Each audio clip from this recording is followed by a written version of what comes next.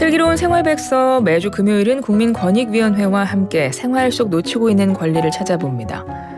거주하는 주민보다 사슴이 더 많이 사는 섬 이야기 들어본 적 있으신가요?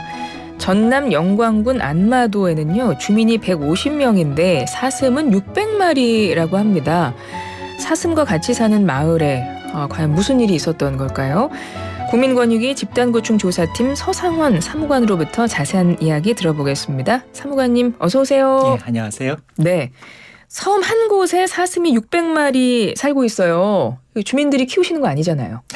그렇죠? 그렇죠. 왜 네. 이렇게 많죠, 사슴이? 안마도가 어디에 있는 섬인지부터가 좀 궁금해하실 것 같은데요. 안마도는 전남 영광군 개마항에서 배를 타고 2시간 반 정도 들어가면 있는 서해상의 섬입니다. 우리의 서해 영의 기점이 되는 섬이죠.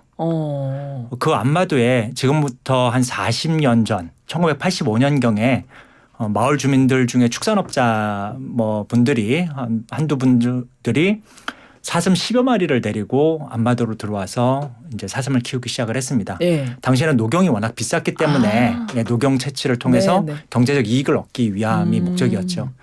그런데 시간이 지나면서 최근에 녹용 가격이 점점 떨어지고 어떤 사람들의 식생활 습관이 바뀌면서 오히려 경제적 이익보다는 손해를 이제 받기 시작을 하니까 이분들이 사슴을 버리고 나간 겁니다. 그렇게 10여 마리로 시작한 사슴이 버려지고서 방목되면서 이제 밖으로 나가버리니까 점점 번식해서 이제 수백 마리가 된 겁니다. 주민이 150명 정도 맞으세요? 그렇죠. 주민이 150명 정도 되죠.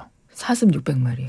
600마리로 추정되고요. 주민들 중에서는 1000마리다라고 이야기하시는 분들도 계십니다. 그렇군요. 이게 막 그 영상도 있기는 하더라고요. 근데 사슴이 막 바다 수영하고 그러니까 이게 40여 년 된 거잖아요. 40년 정도 된 40년 거죠. 그러니까 40년 정도 사슴이 거기서 번식하고 야생으로 스스로가 이렇게 그 사슴들끼리 이렇게 이어져 오면서 막 바다 수영하고 땅 파고 이렇게 생존을 해온 모양이에요. 네, 그렇죠. 그러면 지금 주민보다 4배 가까이, 4배 이상 지금 많은 걸로 보이는데 주민들한테 어떤 피해가 있지 않을까 싶은데요. 예, 우리가 섬이라고 이야기한 그 말의 뒷면에는 네. 더 이상 어디로 나갈 수 없는 곳이다라고는 그러니까 고립된 곳이다라는 것들을 이제 포함을 하고 있는 겁니다. 네. 사슴은 계속 불어나는데 더 이상 먹을 수 있는 양식들은 점점 줄어드는 거죠. 그렇죠.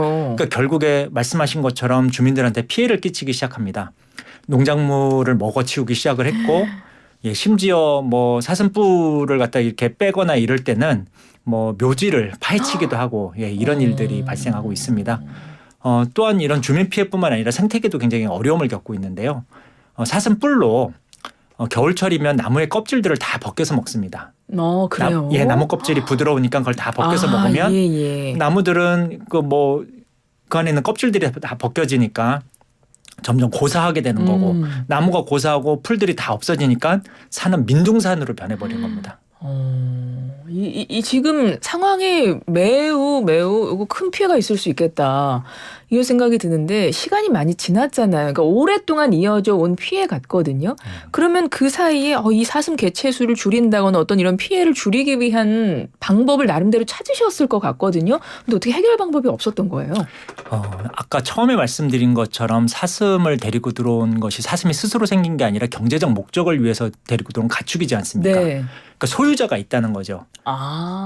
그런데 그 소유자들은 떠나버렸는데 그렇다고 해가지고 이 사슴을 임의로 남의 소유를 갖다가 무조건 살처분한다든지 이런 처분을 하기 자체가 힘든 겁니다.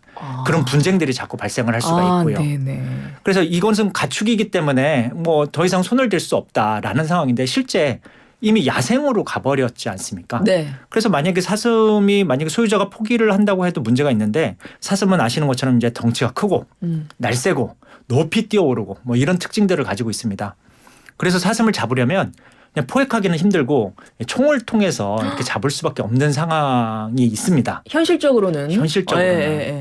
근데 그러기 위해서는 가축이 아니라 야생동물이어야 됩니다. 네. 그러니까 야생동물이어야 하고 유해 야생성이 인정이 되어야만 총기를 사용할 수가 있는 겁니다. 그러니까 가축과 유해 야생동물 이 사이에서 어디로 가야 할지 갈피를 잡지 못해서 지금까지 해결되지 않은 상태로 계속 지금까지 내려온 겁니다. 그게 뭐 어떤 법에 되어 있거나 그러지는 않나요? 그 부분이 없기 때문에 사각지대로 남아있던 거고 그래서 이번에 저희가 그 부분을 이제 이야기하려고 관계기관들과 협의를 했던 겁니다. 8311번님이 우리 청취자분이 들으시면서 이렇게 보내주셨어요. 호랑이 서너 마리 풀어놓으면 되지 않을까요? 네. 어떻게 생각하십니까? 사실 네. 우리 요즘에 멧돼지 때문에 많이 어려움을 겪고 있잖아요. 네. 멧돼지가 우리나라에 그렇게 많았던 게 아닌데 네. 그런 이야기를 들었습니다. 우리나라에서 호랑이라든지 멧돼지의 천적이 없기 때문에 멧돼지가 늘어난 것이고 결국 인간에게 거꾸로 돌아온 것이죠. 그러니까 사실 사람들 입장에서 이 동물이 불편하고 이게 이제 인간한테 피해를 끼친다 싶어가지고 전부 다 이제 씨를 말리게 되면 자연은 그 유지하는 형태를 무너뜨리게 된 거죠. 자연 자체가. 생태계가 무너진다 이런 말씀이시잖아요. 그러니까 호랑이 서너 마리 풀어놓으면 될 것 같지만 일단 그건 방법이 안 되고 그 호랑이는 어떻게 할 거예요 그러면? 호랑이도 돌아다닐 텐데 섬에. 뭐 아무튼 그러니까 이게 말씀을 듣다 보니까 다들 와 이거 큰 문제다라고 생각해서 지금 의견들을 주시는 것 같은데요. 오히려 이런 방법은 안 돼요? 사슴이 많으니까 이거 경제적으로 좀 활용할 수는 없어요? 관광자원이나 이렇게?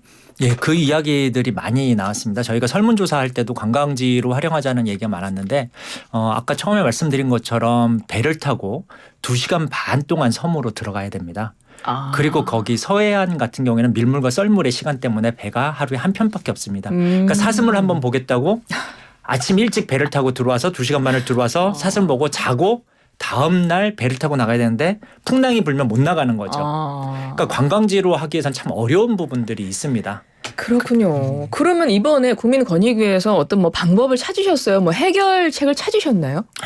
그러니까 저희가 이번에 관련 기관들하고 협의해서 내온 대책이 있는데 더 이상 가축이냐 야생동물이냐라고 분쟁하지 말자는 겁니다. 거기서부터 출발하자는 겁니다. 네. 가축인 동시에 야생동물과 관련된 법령도 함께 적용하자는 겁니다. 그래서 먼저 가축이라고 보고 이 사슴을 이렇게 관광지로 하든 아니면 다른 축산업자한테 넘기든 이러기 위해서는 이 사슴이 야생에 살았기 때문에 어떤 전염병이나 질병이 있는지를 알 수가 없으니 네네. 축산법에 기초해서 가축과 관련된 법령에 기초해서 질병 검사를 먼저 실시하자. 가축 관리하듯이. 예, 그래서 가축 관련된 법령에 따라서 질병 검사를 하고 만약에 질병이 있다. 문제가 있다 그러면 당연히 살처분을 해야 되는 것이고요. 만약에 그렇지 않다라고 한다면 다음 후속 조치. 아까 말씀하셨던 관광지라든지 아니면 다른 뭐 축산업자한테 인계한다든지 이런 것들을 할 수 있도록 하는 것이 첫 번째 저희의 해결 방법입니다. 그리고 두 번째, 세 번째가 있는데요. 두 번째는 아까 말씀드렸던 가축에 제한하지 않고 야생동물로 볼 수 있는지를 검토하기로 했습니다. 그래서 그 사슴과 관련해서 지금 생태계에 어떤 피해가 있는지 주민에게는 어떤 피해가 있는지 환경부에서 조사를 실시할 텐데요. 이 조사는 이 안마도에 국한되지 않고 섬 지역에 다른 지역에서도 문제가 되고 있는 사슴들도 다 같이 조사를 할 겁니다.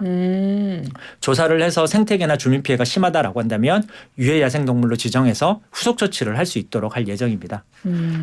그리고 마지막으로 이것이 발생하고 난 다음에 하는 것보다 예방하는 것이 가장 중요하다고 생각합니다. 그렇죠. 아까 말씀드렸던 것처럼 축산업자가 자기가 불편하고 또는 경제성이 없다라고 해서 가축을 버리기 시작하면 문제가 되지 않습니까? 그래서 이번에는 축산업을 폐업하거나 그럴 때는 반드시 이 가축을 어떻게 처리해야 할 것인지와 관련된 계획서를 제출하도록 의무화할 예정입니다. 그리고 그 의무화된 내용들에 대해서 지키지 않을 때는 처벌을 할 예정이고요. 그렇게 준비를 하고 계시고 뭐 법률로 뭐 만들거나 해서 뭐 시행은 언제부터 할 수 있을 것 같아요? 그러면 짧게. 예, 지금 사실 지금 국회 의원 선거가 지금 진행 중이잖아요. 법률이 제정되기 위해서는 국회를 통과돼야 되겠죠. 예, 좀 시간이 걸릴 수 있습니다. 하지만 모든 기관이 최선을 다해서 빠른 시일 내에 노력할 예정입니다. 알겠습니다. 워낙 우리 사무관님이 말씀을 워낙 잘하셔가지고 막 질문도 막 들어와요. 잡아서 동물원에 넣으면 안 돼요? 막 이런 의견도 있어요. 예, 그 동물원 같은 경우에도 가축과 관련된 전염병 검사가 우선이고요.